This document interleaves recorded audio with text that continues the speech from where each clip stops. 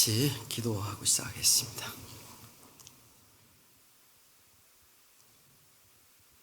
자비로우신 하나님 아버지 감사합니다. 주님의 크신 사랑으로 구원함을 얻은 저희들, 주님 만나는 그날까지 이 귀한 사랑을 잊지 않고 보다 많은 양으로 살기를 원합니다. 죄악된 세상에 살고 있던 저희들이 무엇이길래, 죄의 덩어리로 살고 있던 저희들이 정말 하나님 앞에 갈 수 있는 존재인지 알지 못하고 살아갔던 그때에 먼저 저희를 아시고 불러주시고 말씀으로 깨닫게 해주시고 또 영원한 영생을 주신 그 은혜가 얼마나 큰지 늘 감사할 뿐입니다. 주님이 이 세상에 오실 때, 다시 오실 때가 가까웠음을 여러 가지 증거로 보여주시고 또 그 증거를 통해서 잠자는 자 가운데서 깨어 일어나라고 말씀하신 많은 경고를 통해 오늘 정신을 차리고 이 자리에 같이 왔습니다. 이 주일날 허락하신 이 시간을 세상에서 헛되이 보내지 않고 또 주님의 보혈로 사주신 이 귀한 교회 가운데 한 지체 가운데 함께 할 수 있도록 허락하심에 감사를 드립니다. 세상의 그 정세를 보면 볼수록 악하고 또 악한 세대임을 알게 되지만 하지만 그 가운데서 저희를 지켜주신 그 크신 능력과 은혜, 사랑이 얼마나 큰지 이 사랑을 알지 못한 여러 사람들에게 또 말씀을 전할 수 있는 전도의 기회를 허락하심에도 감사를 드립니다.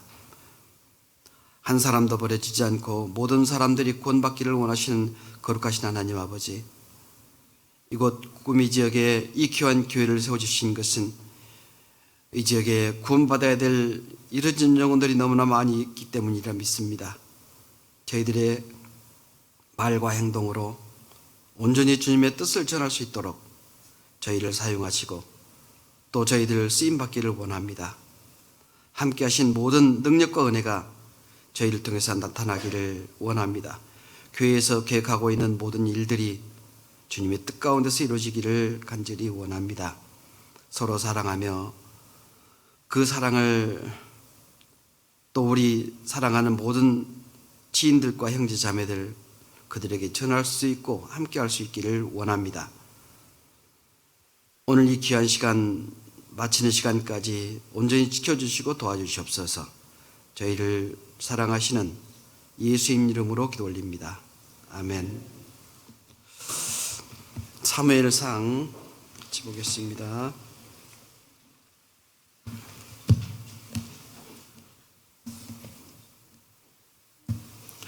사무엘상 18장입니다.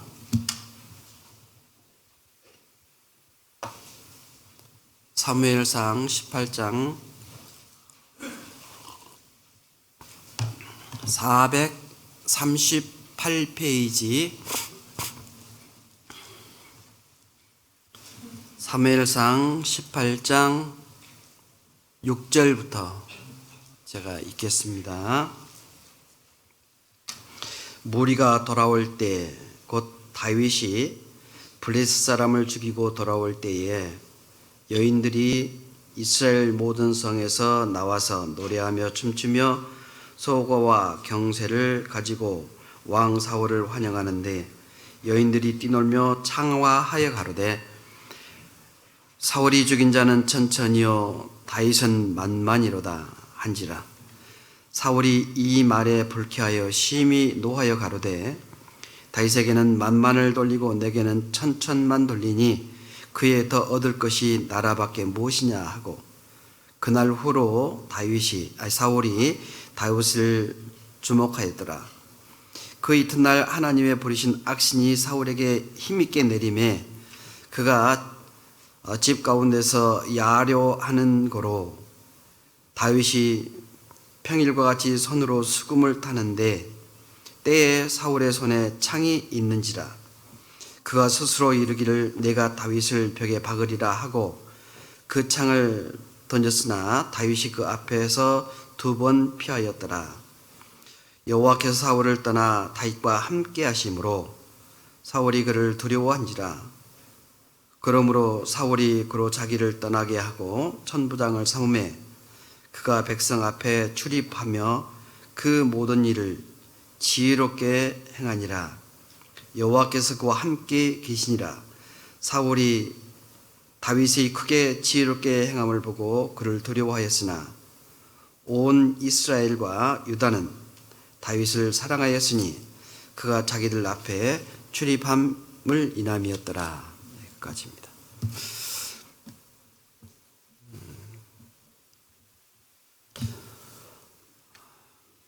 우리가 잘 알고 있는 다윗에 대해서 좀 얘기를 나눠보고자 합니다. 다윗. 그러면 이스라엘 통일 왕조 2대 왕이잖아요.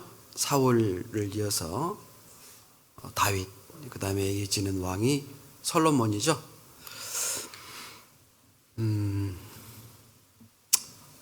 이 사무엘 상하라든가 역사서라고 그러는데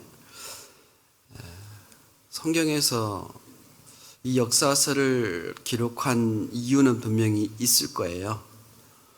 그냥 역사로 알라라고 우리에게 주신 것이 아니고 이 얘기를 통해서 우리가 신앙생활을 하는데 어떤 교훈을 얻어야 될 것이냐라는 것은 우리 각자에게 주어진 책무이기도 합니다. 그냥 사울에 이어서 다윗이 왕이 됐구나. 왕이 40년 동안 치리를 하다가 또 솔로몬에게 왕위를 넘겨줬구나. 이런 순서적인 것을 우리에게 얘기하시려고, 물론 그것도 있겠지만 그보다도 더 우리에게 필요한 것은 일상생활 가운데에서, 다시 얘기한다면 신앙생활을 하고 있는 가운데서 주님이 우리에게 주시고자 하는 분명한 뜻이 있을 거라고 생각합니다.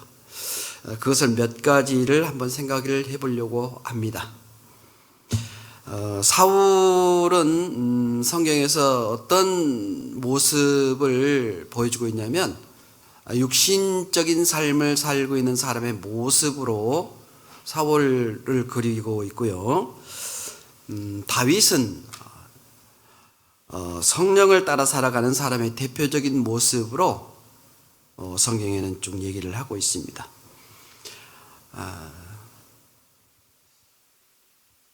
하나님을 계속 섬기는 자와 계속 섬기지 않은 자, 그 모습, 한때 쓰임을 받고 계속 쓰임을 받는 사람, 이 모습으로 사울과 다윗의 모습도 나타나고 있습니다. 또 사울은 신앙생활을 실패한 사람의 모습이기도 하고, 다윗은 신앙생활에 성공한 사람의 모습으로 그려지기도 하고 있습니다. 이 여러 가지 우리에게 주시는 교훈들이 있는데, 그 교훈들 가운데에서 오늘 우리가 생각을 해보고자 하는 것은 다윗을 계속 죽이려고 사울의 왕 40년 동안 거의 절반의 시간을 허비했던 그 사울의 궁정에서 자기 목숨을 노리고 있는 그 사울의 궁정에서 봉사하고 있는 다윗의 그 모습을 보면서 우리가 어떤 것을 교훈을 얻어야 될 것인가, 또 그것을 좀 생각을 해보려고 합니다.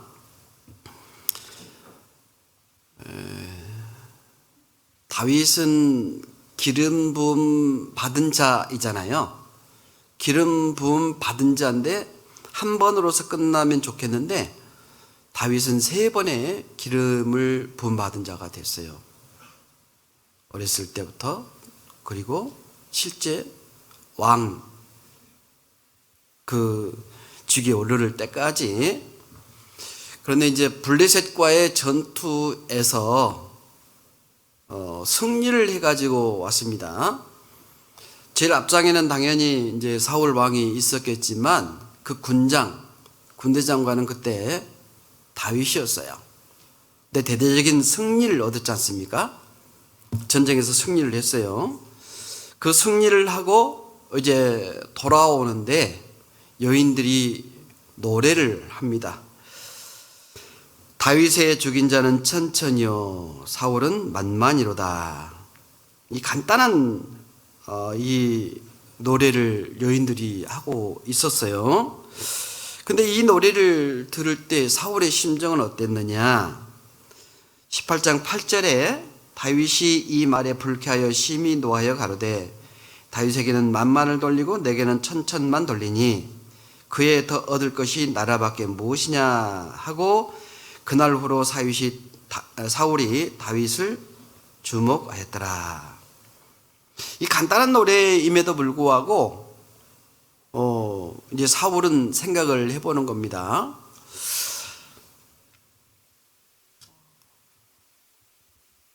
전쟁터에서 승리를 하게 되면은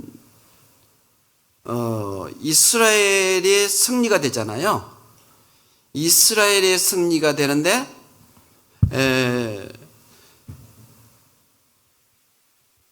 사울은 누구의 승리로 지금 보고 있는 거예요? 다윗의 승리로 생각하고 있는 겁니다. 우리나라 이스라엘 이 사람 우리 군대가 가서 블레셋을 완전히 잡았구나. 우리가 승리했구나. 이렇게 생각하면은 엄청 쉽잖아요. 그 중에 군대 장관들 중에서 누구는 몇 명, 누구는 몇 명, 누구는 이렇게 승리할 수도 있고 그렇지 않을 수도 있는데 이렇게 간단하게 보면 되는데 여인들이 누구와 비교를 했냐면 사울과 다윗을 비교를 하고 말았어요. 비교를 하니까 사람은 그러잖아요. 내가 누구에게 비교당했을 때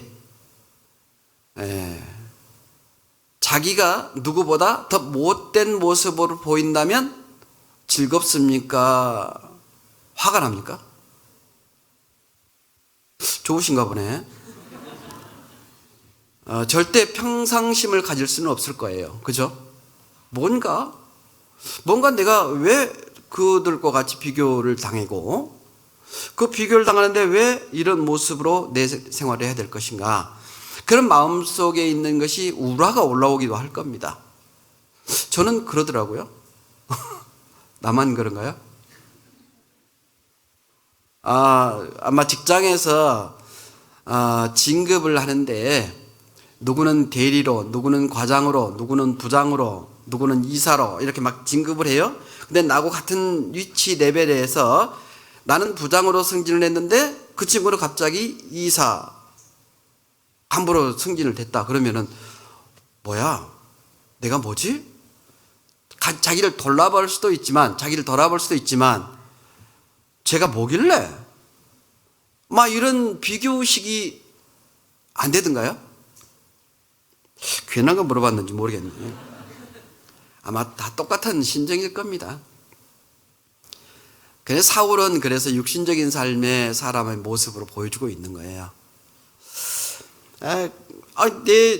내 치리하는 나라 이스라엘의 임금은 나니까 뭐 다윗이 만만을 죽였든 뭐 천천을 죽였든 상관없잖아요. 왜? 이스라엘이 승리했으니까. 그럼에도 불구하고 자기를 비교하는 그 모습이 기분이 언짢은 거예요. 사울이 이 말에 불쾌하여 심히 노하여. 완전히 인간적인 모습이죠. 인간적인 모습. 완전한 인간적인 모습. 사람의 모습이죠. 다윗에게는 만만을 돌리고 내게는 천천만 돌리니 이제 그 다음에 얻을 것이 뭐냐? 이 나라 임금밖에 없지 않냐? 자기 자리를 탐낼 것을 우려를 하고 있는 거예요. 그래서 그날부터 사울이 다윗을 주목하였더라. 주목. 지금 여러분 주목하고 계십니까? 그 주목이 뭐예요? 주위에서 바라보는 거잖아요. 아주 세심히 보는 거잖아요. 학교 교실에서 학생들이 떠들고 장난을 하고 있어요. 선생님이 뭐라 그러죠? 왜요? 여기 봐라. 주목해서 이 학과를 잘 맞춰보자. 이런 의미 아니겠습니까? 주목해서. 다시 얘기한다면 하나하나의 모습을 말 한마디 행동 하나를 이제 잊지 않고 기억하기도 하고 보고 있다는 얘기 아니겠어요. 사울은 그날부터 다윗에 대한 질투심이 생기기 시작합니다. 10절에 그 이튿날 하나님의 부리신 악신이 사울에게 힘있게 내림에 그가 집 가운데서 야려 하는 거로 다윗이 평일과 같이 손으로 수금을 타는데 때에 사울의 손에 창이 있는지라. 잘못된 신, 악신, 잘못된 신, 악한 신, 그 신이 사울에게 힘있게 내림에 그가 집 가운데서 야려 하는데, 야려. 제가 이 말을 써야 될지 모르겠는데, 야진온다, 그 말 아십니까?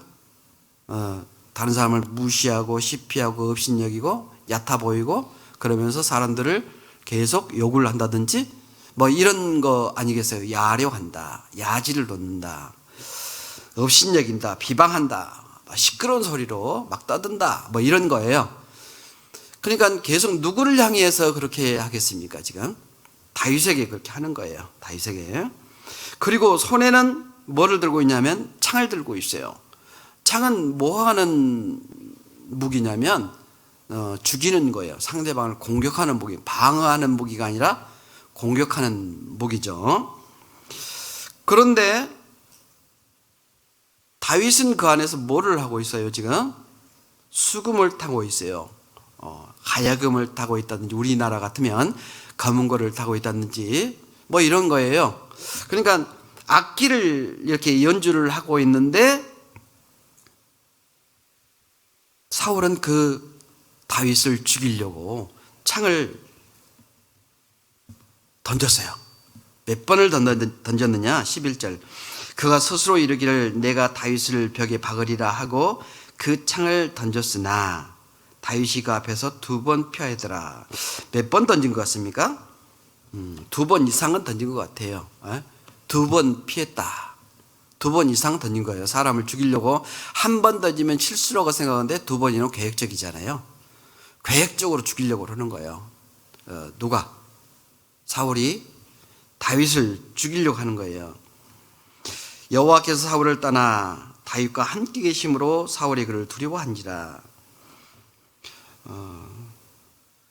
죽이려고만 한 것이 아니라 그 다음에 뭐를 했냐면 이 다윗에게 그때는 군대장관이었었는데 천부장으로 계급을 강등시켜 버리는 거예요.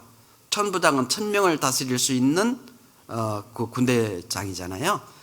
아주 낮은 위치로 내린 거예요. 전체를 다 다스리다가 어느 일개 그 부대를 다스리는 아주 낮은 위치로 내려버리는 겁니다.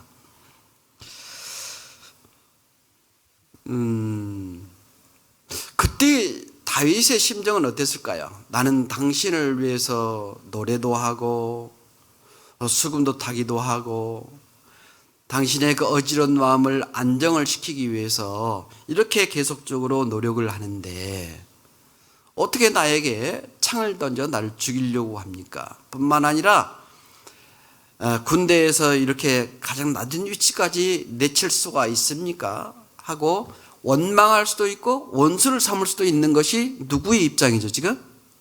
다윗이 가질 수 있는 마음 아니겠습니까? 그렇죠? 그거는 아마 누구나 그럴 수 있는 일이라 이해가 될 수도 있습니다. 그런데 다윗은 개의치 않고 계속적으로 사울의 공정에서 사울을 위해서 다윗은 계속적으로 봉사를 합니다. 그 모든 일을 지혜롭게 행하니라. 지혜롭게 행했다. 그렇게 업신여기고 죽이려고 하고 무시를 하고 그렇게 했음에도 불구하고 다윗은 그 궁궐에서 정말로 지혜롭게 행했다라고 얘기를 합니다. 자, 이 모든 것을 우연히 이런 일이 벌어졌을까요? 우연이라고는 생각할 수가 없죠. 뭔가 계획된 일이 있을 것이다. 하나님은 이 다윗을 이제 이 나라의 왕으로 삼기 위한 하나의 훈련 과정이지 않았을까 생각해 볼 수 있어요. 훈련 과정, 참고 인내하고 기다리고 용서하고 이런 부분들이 다윗은 사울을 통해서 늘 훈련을 받고 있었던 것 같습니다. 이러한 다윗에게서 우리가 배울 것이 과연 뭘까? 나의 원수를 사랑할 수 있는 정도의 마음, 용서할 수 있는 마음. 또 다윗에게는 놀라운 친구도 한 명 하나님이 허락하셨죠? 그 친구 이름이 누구입니까? 요나단이라고 그래요. 요나단은 누구냐면 사울 왕의 아들입니다. 사울의 아들이죠. 사울의 아들인데도 불구하고 그 요나단은 다윗을 그렇게 사랑했어요. 하나님은 그 요나단을 통해서 하나님의 사랑을 나타내주고 있었던 것 같습니다. 요나단을 통해서 하나님의 사랑이 어떻게 나타나시는 건가? 그것도 역시 우리는 배워야 될 한 부분인 것 같습니다. 18장 1절 다윗이 사울에게 말하기를 마침에 요나단의 마음이 다윗의 마음과 연락되어 요나단이 그를 자기 생명같이 사랑하니라. 요나단이 다윗을 자기의 생명같이 사랑했다 그렇게 얘기를 했어요. 거기에 그 위에 마으면 요나단의 마음이 다윗의 마음과 연락되어 다윗의 마음과 요나단의 마음이 하나였다, 같았다 이렇게 얘기를 하고 있습니다. 연락됐다 이런 말은 서로 묶여졌다, 하나로 됐다 이런 의미이기도 합니다. 요나단 마음과 아마 다윗의 마음이 하나가 됐던 것은 하나님의 사랑을 같은 사랑을 깨달았지 않을까 그것도 생각을 해볼 수가 있겠죠. 같은 마음으로 같은 대상을 서로 사랑할 수 있는 마음. 20장을 여기 잡으시고 20장을 한번 보겠습니다. 20장 17절입니다. 20장 17절 요나단이 다윗을 사랑함으로 그로 다시 맹세케 하였으니 이는 자기 생명을 사랑함같이 그를 사랑함이었더라. 마음이 서로 연락됐다 그 말은 아마 다윗의 마음과 요나단의 마음이 하나가 됐다라고 얘기할 수 있는데 그냥 하나라고 이해할 수 있는 게 아니라 여기 17절에서 얘기하는 것처럼 요나단이 다윗을 사랑함으로 그로 다시 맹세케 하였으니 그는 자기 생명을 사랑함 같이 자기 생명을 사랑함 같이 그를 사랑했다. 생명이 같았다. 마음이 합했다. 마음이 맞는 자가 됐다. 요나단과 다윗은 그런 사랑의 마음을 가졌던 것입니다. 자기 생명을 사랑함 같이 사랑한 요나단과 다윗의 모습을 통해서 우리가 볼 수 있는 것은 예수님의 마음도 엿볼 수가 있어요. 예수님은 이 세상 사람들을 어떻게 사랑했냐? 요한복음 13장을 보겠습니다. 신약성경 요한복음 13장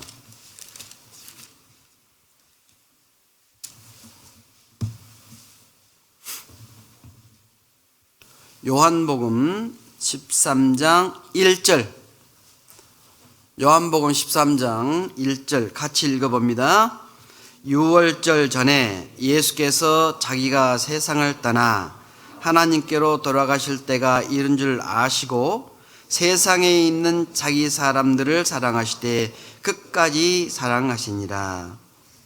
예수님께서 이제 돌아가실 때가 다 됐음을 인지했어요.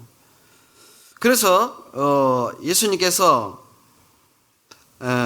자기가 세상을 떠나 아버지께로 돌아가실 때가 되는 줄 아시고 이제 자기가 죽을 때가 됐다는 걸 알았단 말이에요. 그리고 나서 뭐를 했습니까? 세상에 있는 자기 사람들을 사랑하시되 끝까지 사랑하시니라. 자기가 죽어가면서 자기 목숨을 많은 사람의 대성물로 주기 위한 그 모습을 하기 위해서는 어떻게 해야 되느냐, 그걸 얘기하고 있는 거죠. 세상에 있는 자기 사람들을 사랑하시되, 세상에 있는 자기 사람들이 누굴까요? 아직 구원받지 못한 사람들, 구원받아야 될 사람들, 하나님의 자녀로 거듭나야 될 사람들, 그런 사람들이 있지 않겠어요? 그 사람들 끝까지 사랑했어요. 끝까지 사랑했다. 사랑이란 말을 우리가 쉽게 얘기를 합니다. 나는 누구를 사랑합니다. 나는 당신을 사랑합니다. 거기에 우리는 덧붙여서 하나 더 하죠. 하나님은 사랑이시라. 하나님은 사랑이시라 그랬어요. 그러면 사랑을 뭐를 가지고 사랑이라고 얘기를 합니까? 뭐를 보고 사랑입니다. 나는 당신을 사랑합니다. 어떻게 해야 되죠? 뭐를 말로만 하면 됩니까? 사랑이란 말은 하나님은 사랑이시라 그랬잖아요. 하나님 이퀄 사랑이란 말이에요. 그러면 하나님의 사랑과 같은 거니까 하나님은 사랑 어떻게 했느냐? 목숨을 주신 거잖아요. 희생을 하신 거예요. 희생. 목숨을 주신 거예요. 사랑이란 뭐가 발랐냐면 피가 발라져 있는 거예요. 나는 당신을 사랑합니다. 그 말은 자기 목숨과 똑같이 너의 목숨도 똑같다. 내 목숨과 똑같다. 일체가 됐다. 요나단의 목숨이 다윗의 목숨과 똑같다. 그게 사랑이란 말이에요. 이게. 그 사랑을 지금 얘기하고 있는 거예요. 요나단의 사랑은 다윗을 사랑했다고 했잖아요. 마음이 합했다. 연락됐다. 그 말은 나는 내 생명처럼 너를 사랑한다. 생명과 같이 너는 내 생명이다. 그런 얘기를 하는 거예요. 그러니까 하나님이 나를 사랑하셨다. 그 말은 결국 하나님은 나를 위해서 돌아가신 거예요. 왜? 나를 지옥 가지 않도록 하기 위해서, 나를 천국 가도록 하기 위해서 자기 사람들을 사랑하시되 끝까지 사랑하셨다. 끝까지. 그 끝이 어디죠? 죽음이란 말이에요. 영원한 천국에 갈 수 있도록. 요나단은 바로 그러한 사랑을 다윗과 한 거예요. 그래서 아버지 사울이 다윗을 죽이려고 할 때 요나단은 어떻게 했을까요? 그 아들임에도 불구하고 사랑하는 친구, 내 목숨과 같은 그 친구 다윗을 위해서 끝까지 그 사랑을 해줬고 희생을 끝까지 한 겁니다. 참 사랑이란 희생이 같이 들어가 있는 겁니다. 사무엘상 18장을 다시 봅니다. 시를 끼워두셨죠? 딱 피면 됩니다. 18장 4절 3절 4절 요나단은 다윗을 자기 생명같이 사랑하여 더불어 언약을 맺었으며 요나단이 자기의 입었던 겉옷을 벗어 다윗에게 주었고 그 군복과 칼과 활과 띠도 그리하였더라. 요나단은 다윗을 자기 생명같이 사랑했다. 자기 생명같이 사랑했다. 다윗의 죽음은 나의 죽음이다. 다윗의 삶은 나의 삶이다. 막 그것이 같이 연결되어 있는 것 같습니다. 우리도 역시 그 사랑이란 바로 이런 사랑을 얘기를 해야 될 거예요. 이런 사랑이 누구겠습니까? 요나단은 예수님의 사랑을 보여주고 있는 거예요. 예수님이 우리를 어떻게 사랑했느냐? 요나단이 다윗을 사랑하는 모습은 예수님이 우리를 사랑하는 모습으로 그려지고 있습니다. 군인이 군복을 입는 것, 군장을 하는 것은 전투를 나가기 위한 거고 그 전투에서 자기 생명을 보호하기 위해서 하는 거죠. 완전 군장. 머리에 투구를 쓰고 손에 창을 잡고 옷에 어린갑을 입고 발에 군장을 차기도 하고 완전 군장을 하는 겁니다. 그것은 상대방으로부터 오는 그 공격을 막기 위해서고 내 손에는 창과 활이 들어 있습니다. 창은 공격을 하고 방패는 상대방의 공격을 막기 위해서 있잖아요. 그 모든 것을 누구에게 주었어요 지금? 다윗에게 준 거예요. 이 말은 무슨 얘기겠습니까? 너는 내 목숨이야. 너가 지금 전쟁터에 나서 전쟁하려면 같이 가야 되는데 너는 지금 맨몸이야. 맨몸인데 나갈 때 이것을 입고 가라 그 말이에요. 그만큼 군대 가면은요 총은 내 목숨과 같다 그래요. 내 목숨이죠. 목숨과 같은 게 아니라 목숨이죠. 그래서 잘 때도 옆에도 항상 둬야 돼요. 5분 대기조회 혹시 가보셨습니까? 나만 가봤어요. 그 잘 때도 군화를 벗지 않고 그냥 누워 있습니다. 네. 모든 것이 있는 그대로 완전 군장을 하고 그냥 누워 있는 거예요. 그리고 옆에 배낭이 있고 그 다음에 총이 있고 집합 그러면 순간에 튀어나가야 되는 거예요. 이런 모습으로 사는 건데 이런 모습을 요나단이 다윗에게 하는 거예요. 다윗은 맨몸이었던 거니까 이제 이렇게 했다는 얘기는 너는 내 목숨이니까 너 목숨 죽으면 안 돼. 너 살아야 돼. 이런 그 사랑의 모습 아니겠습니까? 사랑의 모습으로 보여주는 거죠. 요한복음 15장 13절에 그런 얘기 있지 않습니까? 사람이 친구를 위하여 자기 목숨을 버리면 위에서 더 큰 사랑이 없다라고 얘기했어요. 자기 목숨을 버린다. 요나단은 지금 다윗을 위하여 목숨 버린 것 같은 거예요. 자기 생명을 지켜야 될 군장을 누구에게 줬어요? 지금 다윗에게 준 거지 않습니까? 에베소서 5장을 보겠습니다.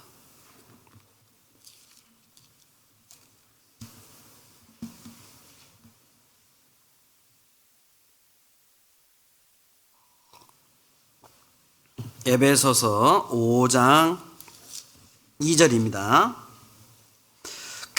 그리스도께서 너희를 사랑하신 것 같이 너희도 사랑 가운데서 행하라. 그는 우리를 위하여 자신을 버리사 향기로운 제물과 생축으로 하나님께 드리셨느니라. 그리스도께서 너희를 사랑하신 것 같이 너희도 사랑 가운데서 행하라. 자, 그는 누구냐? 그리스도잖아요. 그리스도는 우리를 위하여 나를 위하여 자신을 버리사 향기로운 제물과 생축으로 하나님께 드리셨느니라.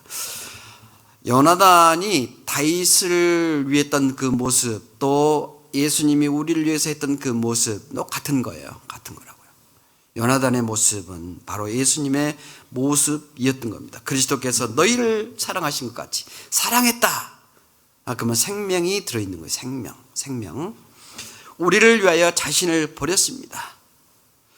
나를 위해서 자신을 버리신 분 예수 그리스도지 않습니까? 그것을 예수님이 오시기 1000년 전에 BC 1000년경에 이미 요나단과 다윗을 통해서 예수님의 사랑을 보여주고 있는 겁니다. 먼저 말씀하시고 그리고 먼저 말씀하신 대로 우리에게 그 일을 행하신 주님, 그 주님이 우리를 지금도 사랑하시고 계십니다. 뿐만 아니라 참된 우정, 다윗과 요나단의 그 참된 우정은 그 친구 다윗을 끝까지 사랑했던 모습, 그 모습은 예수님이 우리를 끝까지 사랑하는 모습으로 그려지고 있습니다. 사무엘상 19장을 봅니다.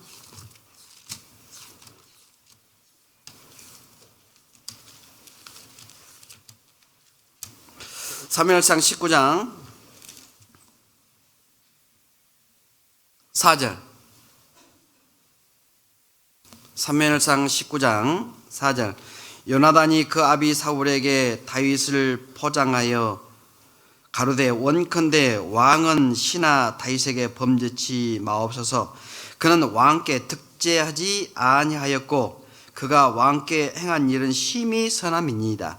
그가 자기 생명을 아끼지 아니하고 블레 사람을 죽였고 여호와께서는 온 이스라엘을 위하여 그 큰 구원을 이루셨으므로 왕이 이를 보고 기뻐하셨거늘 어찌 무고히 다윗을 죽여 무지한 피를 흘려 범죄하려 하시나이까. 왕은 다윗에게 범죄하지 말라. 어떻게 그런 얘기를 할 수가 있을까요? 지금 왕은 말 한마디에 나르는 새까지 떨어뜨릴 수 있는 정도의 엄청난 무게를 갖고 있는 말이기도 하잖아요. 어명. 그런데 그 앞에서 아들이라고 함부로 얘기할 수가 있느냐 이거죠. 근데 아들로서 여기 나타난 것이 아니라 다윗을 변호해주고 있는 변호자 역할을 하고 있는 거예요. 변호자 역할을. 예?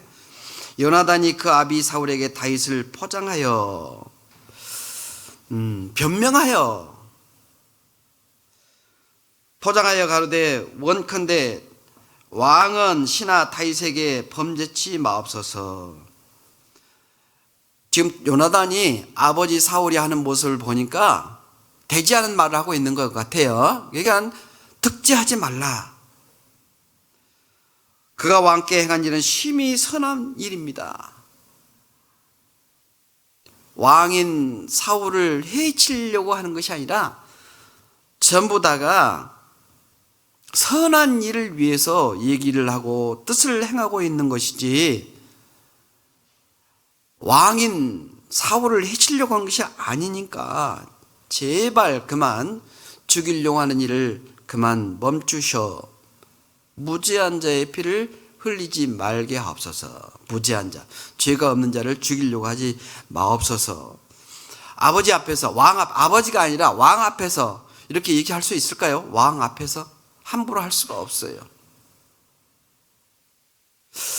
지금 우리나라의 대통령제하고는 전혀 다르죠. 그때는 모든 권한이 누구에게만 있었느냐? 왕에만 있는 거예요. 왕. 지금은 삼권 분리라고 해가지고 그 모든 권한이 다 분리가 돼 있어서 함부로 서로 견제하고 서로 돌아보고 이렇게 하는데, 그때는 모든 권한이 누구한테? 왕에게 집중되어 있는 거예요. 모든 권한이. 말 한마디가 법입니다. 그렇게 무시무시한 그 권한과 권세가 있는 그 앞에서 함부로 말할 수가 있어요? 말할 수가 없어요. 목숨을 내놓지 않는 한은 할 수가 없는 상태가 바로 그런 모습이 됩니다. 그런데 그 앞에서 뭐를 하고 있어요? 변호를 해주고 있어요. 변호사는 어떤 혐의가 있는데 그 혐의가 아니다, 잘못 오해가 됐다, 전혀 없는데 무고하다, 이런 것을 얘기하자는 게 이제 그 변호 아니겠습니까? 그 일을 누가 해주고 있어요? 지금 요나단이 왕 앞에서 하고 있어요. 그건 누구 모습이냐? 우리가 하나님 앞에 갔을 때 변호해 주는 분이 계시잖아요. 그분이 누구예요? 바로 예수님 모습으로 이 요나단을 그리고 있습니다. 요한일서 2장을 보겠습니다. 요한일서 2장.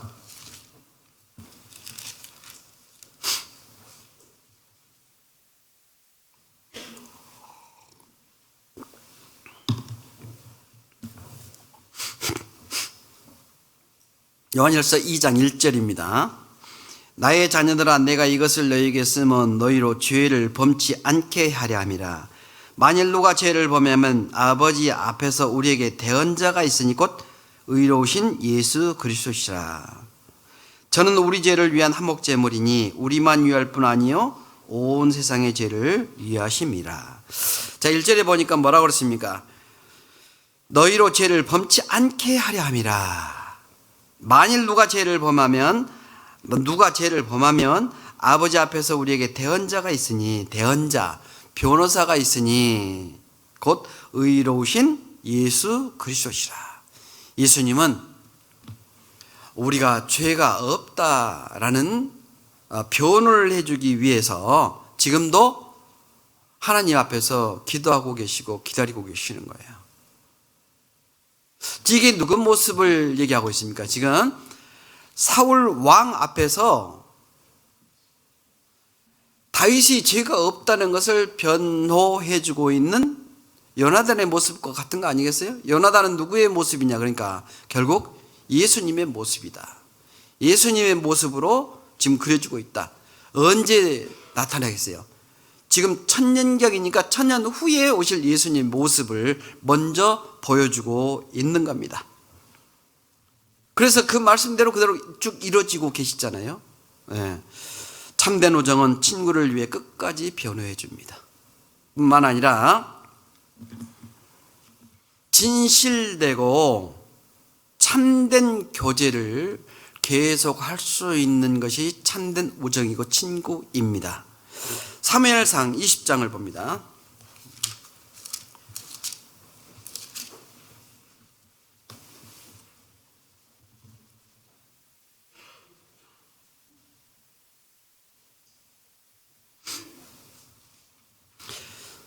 사무엘상 20장 11절 같이 읽죠. 요나단이 다윗에게 이르되 오라 우리가 들로 가자 하고 두 사람이 들로 가니라. 왜 들로 갔을까요? 들로 간 이유가 분명히 있었습니다. 지금 이 사울이 다윗을 계속 죽이려고 하는 거예요. 그 다윗을 죽이려고 하는데 다윗을 죽이려 하는 여러 가지 계략과 계책을 계속 얘기하고 있습니다. 12절 요나단이 다윗에게 이르되 이스라엘의 하나님 여호와께서 증거하시거니와 내가 내일이나 모레 이맘때에 내 부친을 살펴서 너 다윗에게 대한 의향이 선하면 내가 보내어 내게 알게 하지 않겠느냐. 그러나 만일 내 부친이 너를 해하려 하거늘 내가 이 일을 내게 알게 하여 너를 보내어 평안히 가게 하지 아니하면 여호와께서 나 요나단에게 벌을 내리시고 또 내리시기를 원하노라.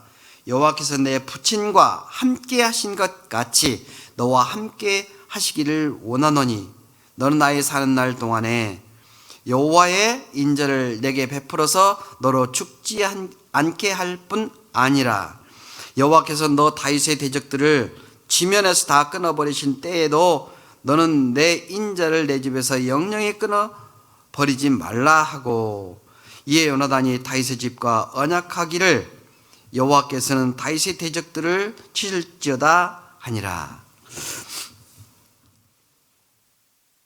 지금 사울은 다윗을 죽일 여러 계책을 하고 있습니다. 여러 계책을 하고 있는데 그 계책을 가장 잘하는 존재가 누구겠어요? 바로 그 아들 요나단입니다. 이 요나단이 아버지 사울이 다윗을 죽이려고 한 여러 계책들이 있었는데 선한 일을 한다면 너에게 평안히 가라. 요나단에게 이게 뭐라고 그랬죠? 이게 의향이 너 다윗에게 대한 의향이 선하면 내가 보내어 내게 알게 하지 않겠느냐. 의향이 선하다면 내가 그냥 알게 하지 않겠느냐. 하지만 선하지 않기 때문에 그러나 만일 내 부친이 너를 해하려 하거늘 내가 이 일을 내게 알게 하여 너를 평안히 가게 하지 아니하면 여호와께서 나 요나단에게 벌을 내리시고 또 벌 내리시기를 원하노라. 난 반드시 악한 일을 너에게 한다면 다윗 너에게 알려주겠다. 이런 얘기입니다. 그러니까 참된 우정은 진실된 교제가 있는 거예요. 자기의 생명을 위협받고 있음에도 불구하고 자기의 생명이 위험에 처해 있는 줄을 뻔히 알고 있음에도 불구하고 요나단은 다윗에게 아버지의 계략을 반드시 알려주겠다 그 말이죠. 반드시 알려주겠다. 여러분 그럴 용기와 담력이 있습니까? 혹시 이 일이 탄로가 났다 그러면 그 원인을 찾지 않겠습니까? 사울이 자기의 계획한 모든 계략이 다 들통이 난다면 그 들통이 어디서 났느냐 찾아내려고 하지 않겠어요? 그 찾아내려고 하는 것이 요나단으로 지목이 된다면 요나단은 바로 죽음이죠. 그것을 각오하겠다는 거예요. 지금 요나단은 각오하고 모든 걸 너에게 알려주겠다. 선하면 괜찮다. 그러니까 우리에게 이 말씀을 왜 하셨느냐? 진정한 우정, 진정한 사랑을 한다면 그 생명도 불사해야 된다, 이런 얘기를 하고 있는 거죠. 어떤 어려움이 있다 하더라도 우리에게는 그 어려움에서 벗어날 수 있는. 요한복음 15장을 봅시다.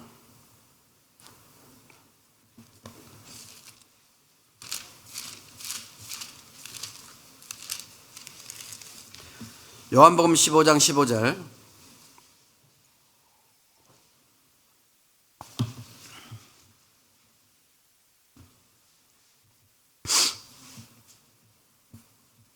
(13절) (14절) (15절입니다) 사람이 친구를 위하여 자기 목숨을 버리면 이에 더 큰 사랑이 없나니 너희가 나의 명하는 대로 행하면 곧 나의 친구라. 15절 읽죠. 이제부터는 너희를 종이라 하지 아니하리니 종은 주인의 하는 것을 알지 못함이라. 너희를 친구라 하였노니 내가 내 아버지께 들은 것을 다 너에게 알게 하였습니다. 예. 이제 우리가 이제 하나님의 자녀가 됐어요. 종이 아닙니다. 이제 우리는 서로가 친구가 됐어요. 그러니까 친구가 뭐를 숨긴다면 뭔가 잘못된 거다, 그 말이죠. 친구라면은 뭐를 했어요? 아버지께 들은 것을 다 너에게 알게 하였습니다. 아버지께서 우리에게 얘기한 이 말씀을 내 마음속에서 늘 생기면서 살아가야 된다, 그 말이에요. 거짓되고 위선된 이런 모습은 허용이 안 됩니다. 혹시 인면수심이라는 말을 혹시 들어보신 적 있으십니까? 인면수심. 얼굴은 사람인데 속은 짐승의 마음이다. 겉과 속이 다르다. 앞과 뒤가 다르다. 이 모습이에요. 그러니까 겉과 속은 우리가 같아야지 다르면 안 돼요. 사람의 탈을 쓰고 있으면서 짐승 모습하고 똑같단다면 이건 사람이 아니죠. 우리는 그런 모습에서 벗어나야 돼요. 분명히 뭔 일을 앞에서는 나를 위해서 하는 척하지만 뒤에서는 헐뜯고 무시하고 업신여기고 욕하고 다닌다면 이거는 이 말씀과 뭐가 다르겠어요? 친구가 아니고 사랑하는 가족이 아니란 말이에요. 종의 역할이지, 종은. 네? 종은 관계없죠. 세상 사탄마귀의 종은 그럴 수 있지만 하나님의 자녀는 그럴 수는 없어요. 앞과 뒤가 다른 삶을 살면 안 된다, 그 말입니다. 이것은 절대적으로 금하는 거예요. 뿐만 아니라 참된 우정은 힘들고 어려운 고난 중에도 참 진가가 나타납니다. 진짜가 나타납니다. 사무엘상 23장을 봅니다.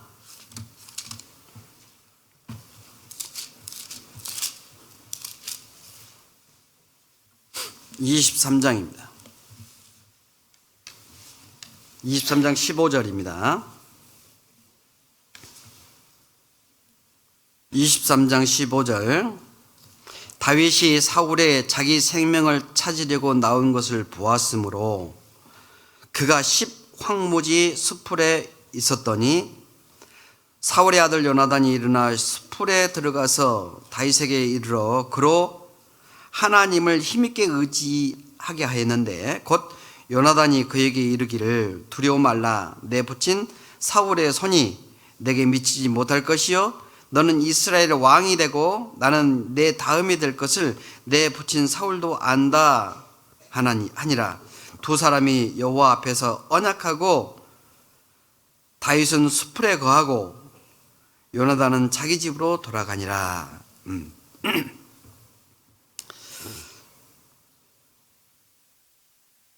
다윗이 자기 대적자 사울이 자기를 죽이려고 하는 그 모습을 보고 있어요. 지금 사울이 저기서 나를 죽이려고 쫓아오는 거예요.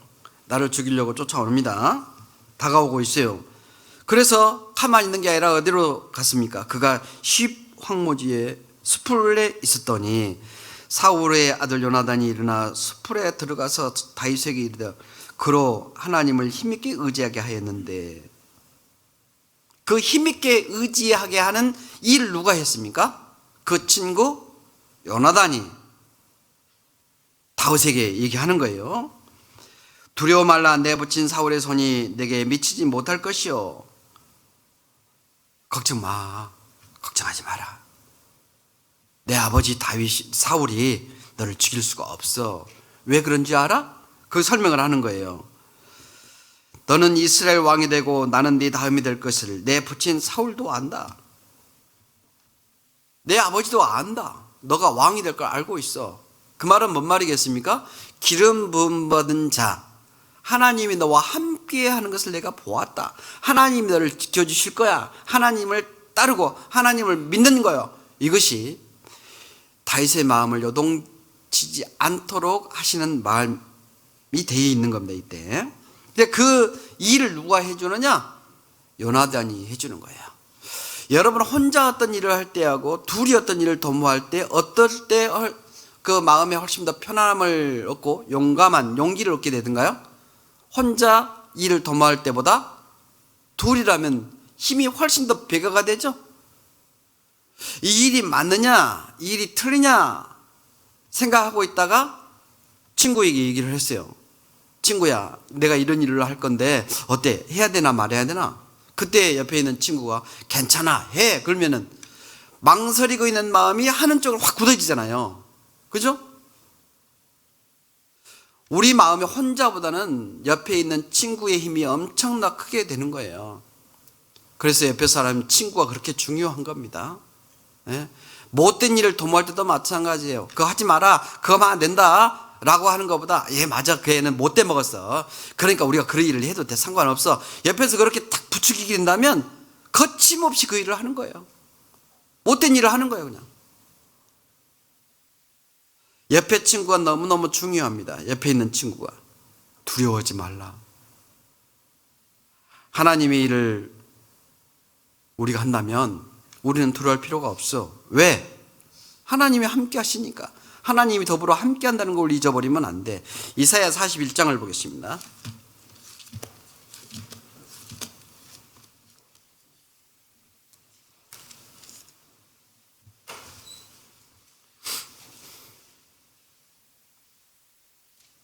이사야 41장 10절 한번 읽어봅니다. 두려워 말라. 내가 너와 함께 함이니라. 놀라지 말라. 나는 내 하나님이 됨이니라. 내가 너를 굳세게 하리라. 참으로 너를 도와주리라. 참으로 나의 의로운 오른손으로 너를 붙들리라. 주님이 이런 말씀을 했을 때 얼마나 힘이 나겠습니까? 우리가 최악의 위치에 놓여 있다 하더라도 이 말씀만 읽게 되면 힘이 불끈 솟아나잖아요. 힘들고 어려운 일 가운데 있을 때, 위기 간다고 있을 때 이 말씀을 생각내보고 암송을 한번 해보게 된다면 하나님이 나와 함께 하십니다. 하나님이 나에게 들리시는 얘기가 두려워하지 마. 내가 너와 함께 함이야. 놀라지 마. 걱정 마. 내가 너를 굳세게 해줄 거야. 내가 너를 도와줄 거야.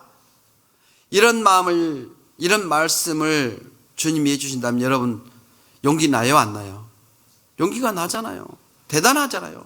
이 힘이란 어떻게 비교할 수가 없습니다. 43장 한 장만 넘겨보시죠.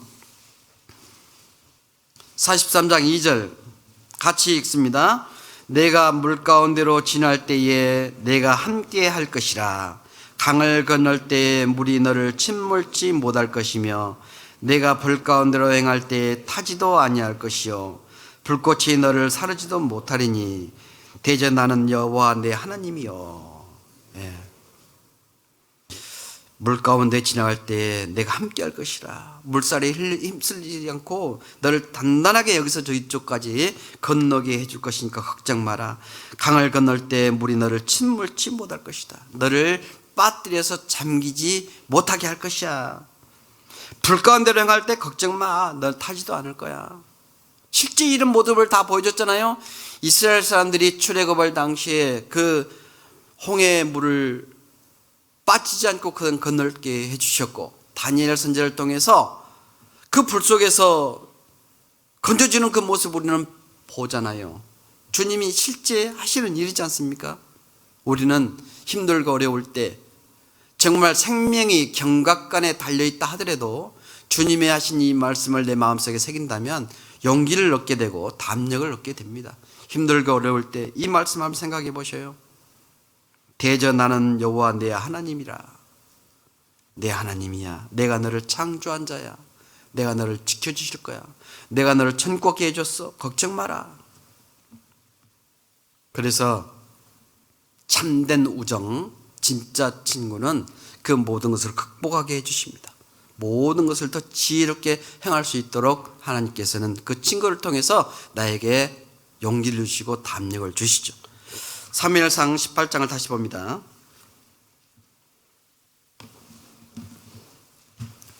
사무엘상 18장 14절입니다. 그 모든 일을 지혜롭게 행하니라. 여호와께서 그와 함께 계시니라.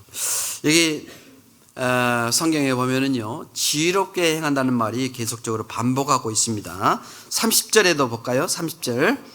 블레 사람의 방백들이 나오면 그들이 나올 때마다 다윗이 사울의 모든 신하보다 더 지혜롭게 행하며 이에 그 이름이 심히 기중이 되니라. 다윗은 모든 일을 다 지혜롭게 행한다, 그렇게 얘기했어요. 지혜롭다. 우리가 평소에도 얘기를 하잖아요. 어떤 일을 할 때 지혜롭게 행합시다. 지혜롭다는 말은 우리에게 너무너무 중요한 말이기도 합니다.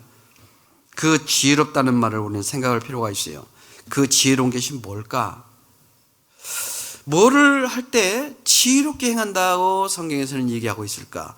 그 지혜롭게 늘 생각할 필요가 있겠죠? 구약은 히브리 말로 기록되어 있잖아요. 구약은 히브리 말로 기록되어 있어요. 그래서 이 히브리 말에 지혜롭게 행하다, 이 말은 사칼이라고 그래요. 사칼. 지혜롭게 행하다. 이 말은 사칼이라는 말하고 이 단어를 씁니다. 근데 이 지혜롭게 행한다는 뜻은 여러 가지 뜻이 여기에 포함이 되고 있는데 몇 가지만 한번 알아보겠습니다. 잠언 11장 2절입니다.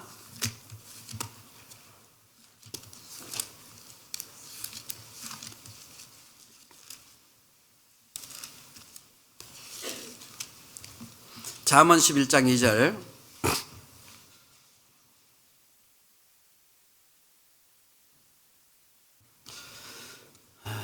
읽어봅니다. 교만이 오면 욕도 오거니와 겸손한 자에게는 지혜가 있느니라. 이제 성경에는 잠언은 지혜 말씀이라고도 얘기하잖아요. 근데 이게 지혜롭게 행한다, 이 말은 먼저 첫 번째 뜻이 자기를 낮추고 겸손히 행하는 것, 이것이 지혜롭다, 이런 뜻이 들어있어요. 지혜롭다는 말은 사람들 앞에서 자기를 낮추고 겸손히 행한다, 이런 의미가, 지혜롭게 행한다, 이런 의미가 들어있습니다. 다른 사람들은 교만한다는 이 반대말이 뭔 말이죠? 그러면 교만이다요. 겸손의 반대에 있는 단어는 교만이라는 거예요. 겸손은 고개를 숙이지만 교만은 고개를 빳빳이 드는 거예요. 네? 가라지와 알곡의 비유를 하고 있지 않습니까? 알곡은 고개를 연결면 연결수록 고개를 숙이지만 가라지는 시간이 가면 갈수록 알갱이가 없기 때문에 훨씬 더 빳빳해져요. 그러니까 칼질을 누가 먼저 당하겠습니까? 먼저 고개를 들고 쳐버리는 거예요. 아주 그냥 쉽게 이해가 되죠? 안 되면 어쩔 수 없는데 저는 그렇게 이해가 됐어요. 칼질을 이제 마지막 추수할 때 낫질을 하잖아요. 근데 이제 고개를 숙이고 있는 이 알곡은 조심조심해서 이렇게 딱 하지만 먼저 가라지를 다 뽑아서 불태워버리잖아요. 다 없애버리지 않습니까? 교만은 그런 모습으로 아마 마지막에 당하지 않을까 생각을 해봐요. 예. 겸손은 주님의 곡간에 들어갑니다. 그래서 여호와 앞에서 우리는 정말 겸손한 자가 돼야 됩니다. 겸손이 곧 지혜자의 행함이에요. 지혜로운 사람의 첫 번째 행하는 것은 겸손이라다. 자, 두 번째는 뭐냐? 입술을 지키는 거예요. 입술을 지키는 거. 지혜롭게 하는 것 두 번째, 자기 입술을 지키는 겁니다. 잠언 10장 19절입니다. 잠언 10장 19절 읽어봅니다.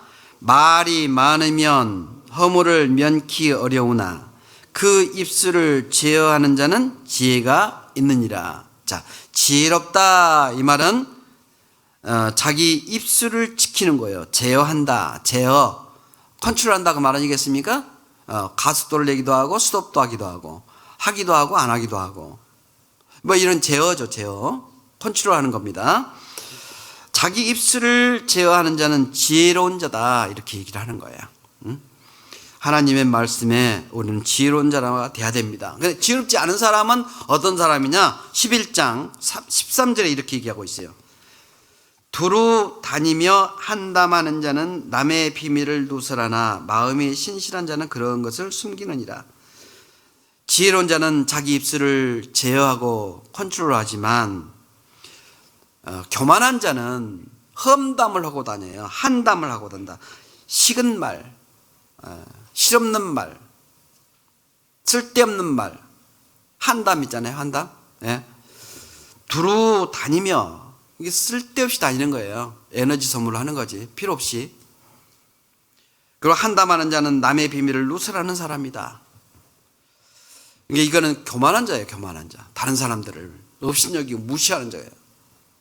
겸손한 자는 자기의 입술을 지혜하는 자입니다. 17장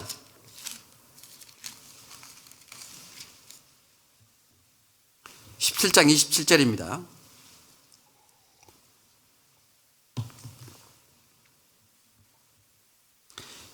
17장 27절 28절 읽어봅니다. 말을 아끼는 자는 지식이 있고 성품이 안전한 자는 명철하니라. 미련한 자라도 잠잠하면 지혜로운 자로 여기오고 그 입술을 닫히면 슬기로운 자로 여기오느니라. 뭐 설명을 가질 필요가 없죠. 말을 아끼는 자는 지식이 있고 성품이 안전한 자는 명철하니라. 말을 아낄 줄 아는 거예요. 함부로 얘기하지 말고. 말을 하다 보면은요, 실수가 나오게 돼 있어요. 한 번 나간 말은 두 번 담을 수가 없어요. 다시 담을 수가 없어요. 한 번 나가버린 말은. 그러니까 말을 아껴야 되는 거예요. 입을 닫는 거예요. 예? 28절에 미련한 자라도 잠잠하면 지혜로운 자로 여기거니와. 입 딱 다물고 있는데 저 사람들이 아는 것이 내가 모른다고 해서 모르는 것을 탄론하지는 않잖아요. 내가 입 다물고 있으면.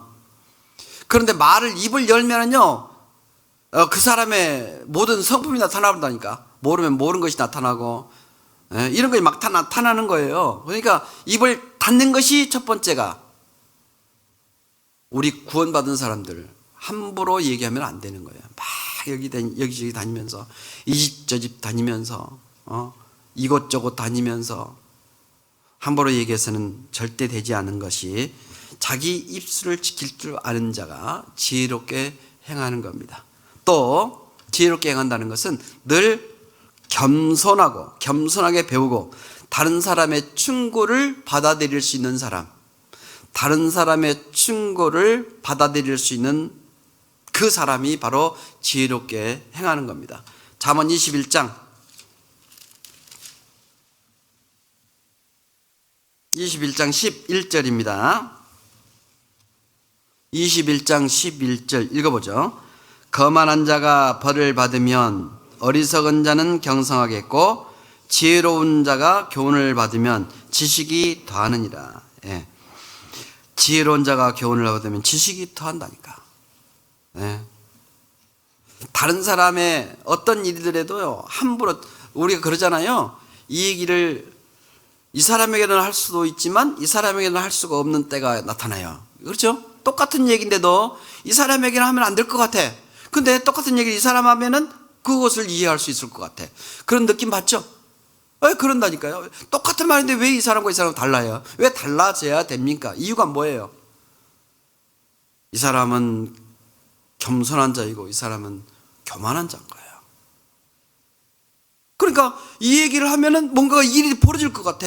근데 이 사람들 얘기는 나를 잘 지켜줄 것 같아. 위로를 받을 것 같아. 위안이 될 것 같아. 그러니까 할 수 있는 거예요. 왜 똑같은 말이 그래야 되느냐? 우리 구원받은 사람들에게는요 그런 일이 있으면 안 되겠죠. 항상 어떤 누구든지 같이 해야 돼요. 그러니까 내가 이 사람 저 사람한테 이 얘기를 했으면 이 얘기가 다른 사람을 통해서 내 귀에 들어왔을 때는 기분이 안 좋잖아요. 내가 이 얘기를 이분에게 했어요. A라는 사람에게 했어요. 근데 A만 야 우리 둘이 이해하고 그냥 덮자 그랬는데 C, D, E, F, G가 막 얘기를 하는 거예요. 그러면 기분 좋아요? 기분 좋으면 그렇게 하시고. 그러면 우리는 안 되는 거예요. 이게는요. 절대 그러면 안 되는 겁니다. 이 얘기를 들었으면 그냥 내 마음에 그냥 담아버려야지. 입이 터졌다고 또 다른 사람한테 또 얘기를 하면은 이게 나를 만나지를 안 한다니까요. 만나주지를 않아요. 상대를 안 하려고 그래요. 상대를 안 하려고. 네? 저 사람 상대를 쓰면 안 돼. 그냥 이 얘기하면 그런 사람은 지혜로운 자가 아니에요. 지혜롭게 행할 수가 없는 겁니다. 그래서 다른 사람의 증거를 잘 받아들여야 돼. 어떤 얘기를 하면 누구는 얼굴 색깔이 붉어죽죽했다가 푸르죽죽했다가 막 색깔이 막 변화가 되는 사람이 있어요. 그 사람은 말하고 싶어요? 무서워서 말도 못해. 그래 감사 고마워. 그래 내가 잘 참작할게. 그래 알았다. 그러면서 내가 받아들여 가지고 내 행동을 변화를 가져야 되지. 그걸 가지고 내 원수를 갚는다. 내 두고 보자. 이를 득득 물고 굴면 되겠어요. 그런 사람은 절대 지혜로운 자가 아닙니다. 또 지혜로운 사람은 어떤 사람을 지혜로운 사람이라고 하느냐? 자기에게 맡겨진 일을 잘 성공적으로 감당하고 완수하는 사람을 지혜로운 사람이다. 그렇게 얘기를 할 수가 있습니다. 지혜로운 마음을 가진 사람, 이 사람이 정말 하나님 앞에 온전하게 쓰임받는 사람이죠. 그래 출애굽할 때 이스라엘 사람들이 어땠어요? 성막을 짓는데 성막에 공교한 것을 지혜롭게 만들었다 얘기하고 있잖아요. 출애굽기 35장을 봅시다.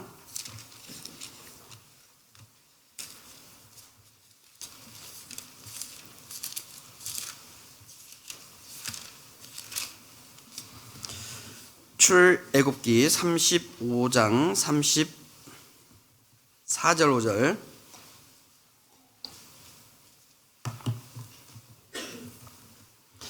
34절 35장 34절 또 그와 단지파 아히사막의 아들 오홀리압을 감동시키사 가르치게 하시며 지혜로운 마음을 그들에게 충만하게 하사 여러 가지 일을 하게 하시되 조각하는 일과 공교한 일과 청색자색 공색실과 가는 배실로 수 놓는 일과 짜는 일과 그 외에 여러 가지 일을 하게 하시고 공교로운 일을 연구하게 하셨으니. 자, 이게 어떤 얘기냐면 이런 거죠.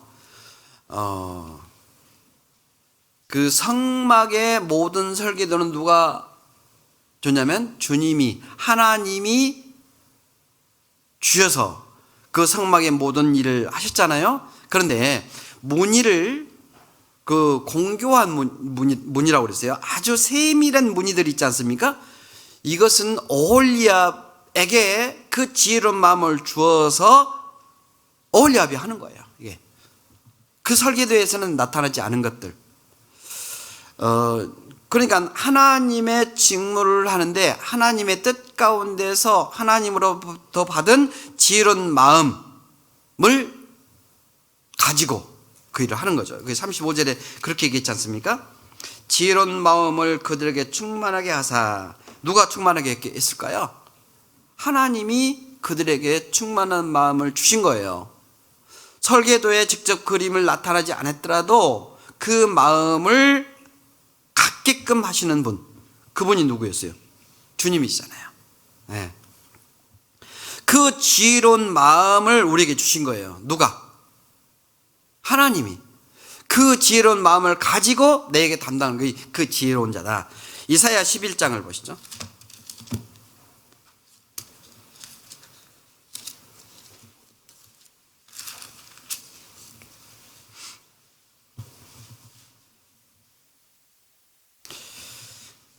이사야 11장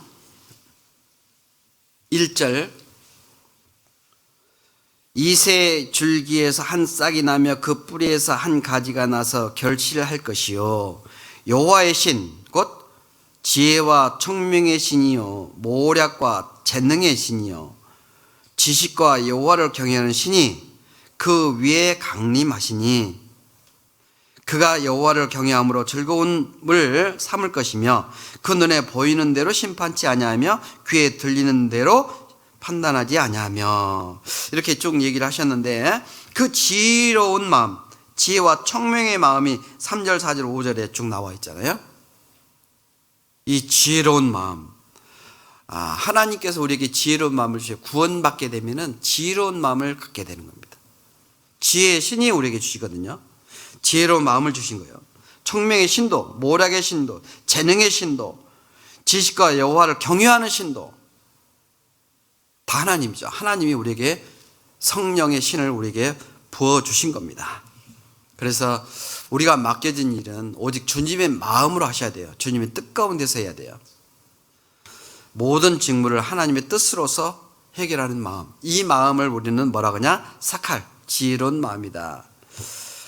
지혜로운 마음은 자기를 낮추고 겸손히 행할 때, 두 번째 자기 입술을 지킬 때, 세 번째 겸손하게 배우고 다른 사람의 친구를 늘 배우는 사람, 그리고 그 직무를 지혜로운 마음으로 맡은 일을 성공적으로 행하는 자, 이걸 지혜로운 사람이다, 그렇게 얘기를 하는 겁니다. 우리도 늘 지혜로운 마음을 가져야 되겠죠. 그리고 이제 우리가 여기서 배워야 될 게 뭐냐, 이제 다윗과 요나단을 통해서 하나님이 우리에게 해주시고자 하는 일이 있는데, 그것이 뭐냐면 주님의 일꾼으로 튼튼히 훈련시키는 과정을 이렇게 보여주고 있는 거예요. 이게 요나단과 전쟁터 사울이 모든 것은 하나님께서 다윗을 훈련시키는 과정이다, 그렇게 얘기할 수 있어요. 훈련시키는 과정, 철저하게 훈련을 시킵니다. 보이는 것을 의지하지 않고 오직 하나님만을 의지하게 하는 마음, 다윗에게 훈련시키는 과정.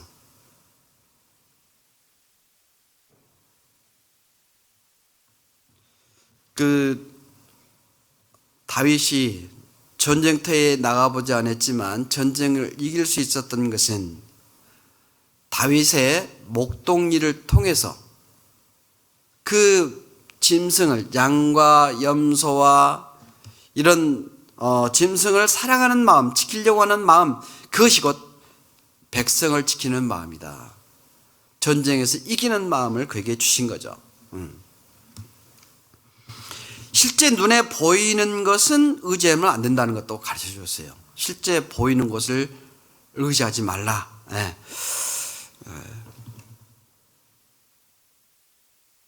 사울의 딸 미갈을 주기로 약속을 했잖아요. 근데 사울이 그 미갈도 데려가 버렸어요. 자기에게 왕이 될 것이라는 것을 암시하기 위해서 기름을 부었던 사무엘도 어느 순간에는 죽고 사라지게 됐습니다. 자기를 목숨보다도 더 사랑했던 요나단도 전쟁터에서 죽었어요. 자기를 정말 옆에서 잘 보살펴줬던 제사장 아히멜렉도 죽었어요. 눈에 보이는 의지할 만한 것은 다 죽었어요. 다 없어졌어요. 누구만 있어요 지금? 다윗 혼자만 있는 거예요. 그러면 어떻게 해야 됩니까? 자기 혼자니까 이제 모든 걸 자기 혼자 해야 됩니까? 아니었어요. 누구를 의지했습니까? 하나님을 의지하는 훈련을 그렇게 한 거예요. 하나님만 의지하는 다윗의 그 훈련 과정을 40년을 그 과정을 그렇게 쭉 그려져 있는 거예요. 우리도 신앙생활 가운데서 그것을 잘 훈련받아야 돼요. 눈에 보이는 것을 의지했다가는 순간에 실망이 오고 낙담이 오게 되어 있습니다. 고린도전서 7장을 봅니다.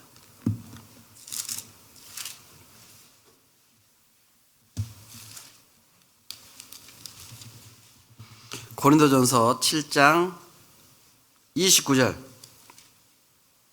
고린도전서 7장 29절. 형제들아 내가 이 말을 하노니 때가 단축하여진 거로 이후부터 안에 있는 자들은 없는 자 같이 하며 우는 자들은 울지 않는 자 같이 하며 기쁜 자들은 기쁘지 않는 자 같이 하며 매매하는 자들은 없는 자 같이 하며 세상 물건을 쓰는 자들은 다 쓰지 못하는 자 같이 하라. 이 세상의 형적은 다 지나감이니라. 자, 이렇게 하기 위해서는요 훈련을 받아야 돼요. 훈련 받지 않으면 그 있는 그대로 나타나 버리는 거예요. 네. 때가 단축하여진 거로 이후부터는 안에 있는 자들은 없는 자 같이 하고 우는 자는 울지 않는 자 같이 하고 기쁜 자는 기쁘지 않는 자 같이 하고 매매하는 자들은 없는 자 같이 하고 세상 물건을 쓴 자는 없는 것 같이 하고 이렇게 하라고 말해요. 나는 있는 자는 있는 것을 그냥 나타내버리고 없는 자는 없는 것처럼 그런 모습을 가지면 된다는 거예요? 안 된다는 거예요? 되지 마라. 하지 마라. 세상 형적은 다 지나감이었더라. 우리가 눈에 보이는 것은 지나갑니다. 눈에 보이는 것은 나를 실망시킬 수밖에 없어요. 어떻게 해야 됩니까? 보이지 않는 하나님만을 의지해야 돼요. 열심히 훈련을 받고 그 훈련 받은 것을 열심히 세상 사람들한테 보여주고 그것이 곧 하나님을 선전하는 겁니다. 하나님을 선전하는 자, 하나님의 말씀을 전하는 자, 전도자의 이 직무를 우리는 잘해야 됩니다. 그러게 하기 위해서는 내가 포기를 해야 돼요. 많은 것을 포기해야 돼요. 아브라함은 우르 땅을 포기했어요. 요단 뜰을 포기했습니다. 이스마엘을 포기했습니다. 최종적으로 100세 때 낳았던 아들 이삭을 포기합니다. 그때 하나님께서는 새로운 약속을 하시고 그 믿음으로 이어가게 됩니다. 이삭은 자기가 평생을 팠던 모든 우물들을 다 포기하니까 그때 마지막 하나님께서는 그가 사용할 우물을 허락하시고 야곱은 그 사랑하는 아내 라헬을 잃고 아비 이삭을 잃어갔지만 결국은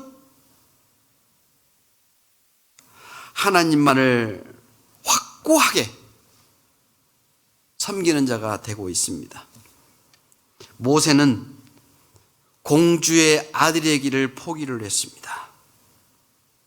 그리고 40년 동안 광야에서 고난을 받았고 이것은 하나님으로부터 오는 상급을 바라보고 있었기 때문이라고 성경에서는 얘기하고 있습니다. 우리 눈에 보이는 것 믿으면 안 됩니다. 그것은 다 없어지게 되어 있어요. 고린도 후서 1장을 봅니다.